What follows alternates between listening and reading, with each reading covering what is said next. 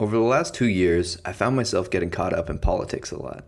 As some of you may have guessed by how I pronounce about, I am Canadian, and I greatly despise the Prime Minister that we have. I found myself seeing the news stations finally turning on him, and I was hoping that he's forced to resign and ideally go to jail. But this is a craving that I have for something that's outside of my control, and I have to monitor it constantly. We have to monitor it constantly. There's a famous Stoic story that I'll relate to you here from Epictetus. When Vespasian sent for Helvidius Priscus and commanded him not to go into the Senate, he replied, "It is in your power not to allow me to be a member of the Senate, but so long as I am, I must go in." "Well, go in then," says the emperor, "but say nothing. Do not ask my opinion, and I will be silent. But I must ask your opinion, and I must say what I think right. But if you do, I shall put you to death. When then did I tell you that I am immortal? You will do your part, and I will do mine. It is your part to kill, it is mine to die, but not in fear. Yours to banish me, mine to depart without sorrow." This man, Helvidius, understood what his job was, to be a member of the Senate, and to live by the principles that he had set out for himself as right.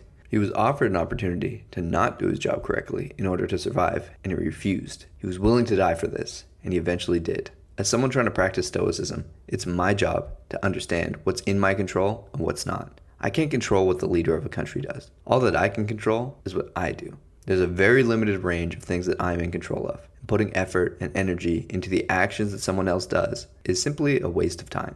But as I've gotten more aware of my own beliefs and leanings, and have become more desensitized to what I've seen from some of our world leaders, I found myself more capable of detaching and not letting it ruin my day.